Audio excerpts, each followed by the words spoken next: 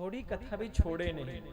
जब कथा आरंभ हो, कथा सुनने के लिए बैठे, तो जब पूरी कथा हो जाए तो आरती कर करके जो सुना है उसका चिंतन करते हुए घर को जाएं। पूरी कथा को सुने, 1 मिनट की कथा छूटे नहीं। श्रद्धा विश्वास के साथ भगवान की कथा को सुने, भगवान की कथा में संदेह ना करें। यही कथा सुनने का नियम है। सनकादि ऋषि नारद जी को कथा सुना रहे थे। भक्ति महारानी ज्ञान वैराग्य को लेकर के प्रकट हो गई।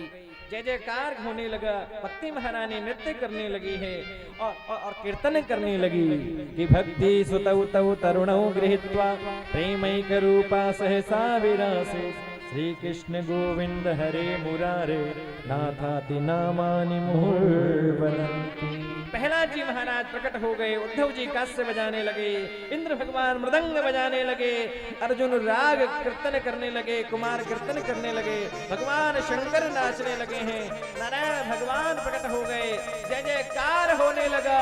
कुल नारायण भगवान की जय हो, भागवत महापुराण की जय हो। कृष्ण गोविंद हरे मुरारी हे नाथ नारायण वासुदेवा। श्री कृष्ण गोविंद हरे मुरारी हे नाथ नारायण वासुदेवा।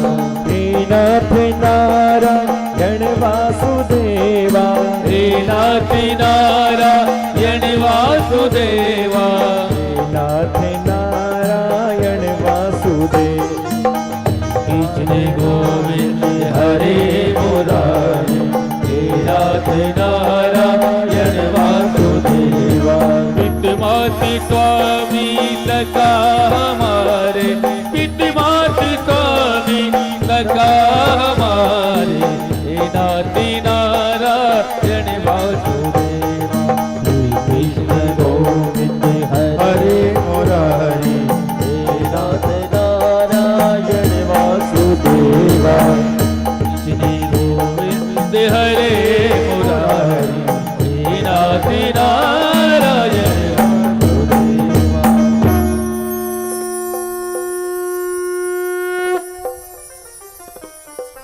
बोलिए नारायण भगवान की जय हो। 7 दिन की कथा सुनने का नियम। यहाँ धुंधकारी पर कृपा हुई है। धुंधकारी को वैकुंठ की प्राप्ति हो गई। धन्यम भागवती वार्ता प्रेत पीड़ा विनाशिनी। भक्ति महारानी के पुत्र ज्ञान वैराग्य जो बूढ़े होकर के पड़े थे, युवा हो गए। भक्ति महारानी का दुख दूर हो गया है। 7 दिन में कथा सुनने का नियम क्यों? बोलो राधे राधे। राधे राधे। 7 दिन में कथा सुनने का नियम क्यों? कहते हैं हमारा जन्म होता है 7 दिनों में। हमें 7 दिन में जन्म मिलता है।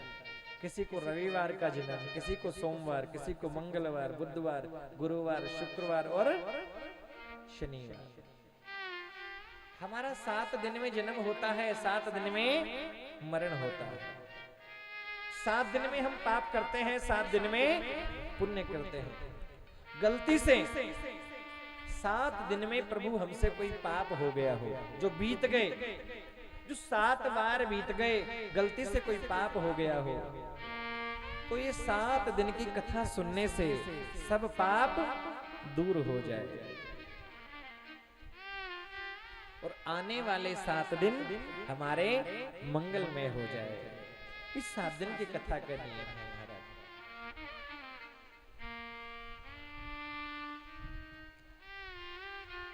बस अब भजन चले जब देगा। अब ध्यान दो मेरी तरफ आप। अब बोतल बंद कर दो थोड़ी देर। किस किस को प्यास लग रही है बोलो? लग रही है? किसी को प्यास नहीं लग रही महाराज।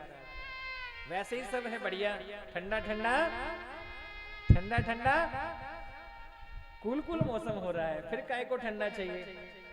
आप मुझे देखते हो पानी पीते हुए? अरे चिंता मत करो, आप बोलोगे तो रोबजा बनेगा आपके लिए।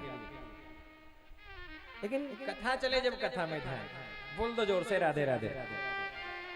आइए कथा में प्रवेश करें, समय कम है और कथा बहुत है, तो आइएगा।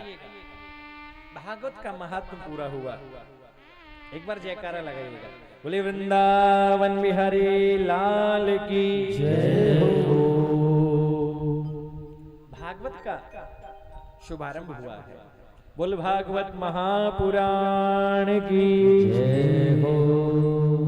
कहते हैं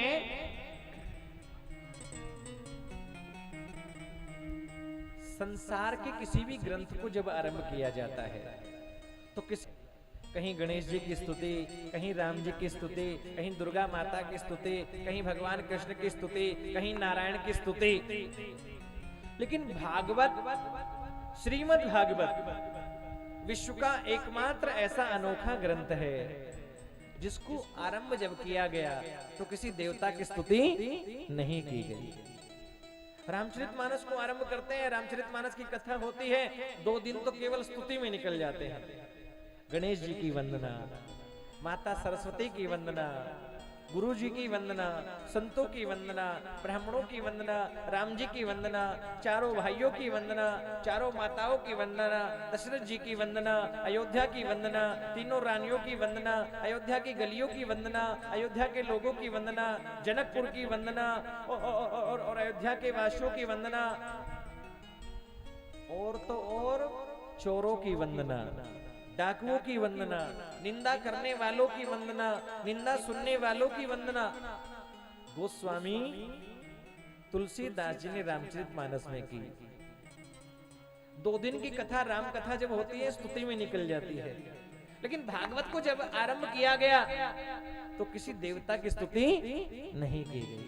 किसको प्रणाम किया गया? लिखा है कि जन्माद्यस्य वतोन्वयादितरतस् चार्थे स्वभिज्ञ स्वराट तेने ब्रह्म हृदय आदि कवये मुह्यन्ति यद् सूर्य कि तेजो वारि मृदाम यथा विनिमयो यत्र सर्गो मृषा धाम्ना स्वेन सदा निरस्तकुहकं सत्यं परम धीमहि।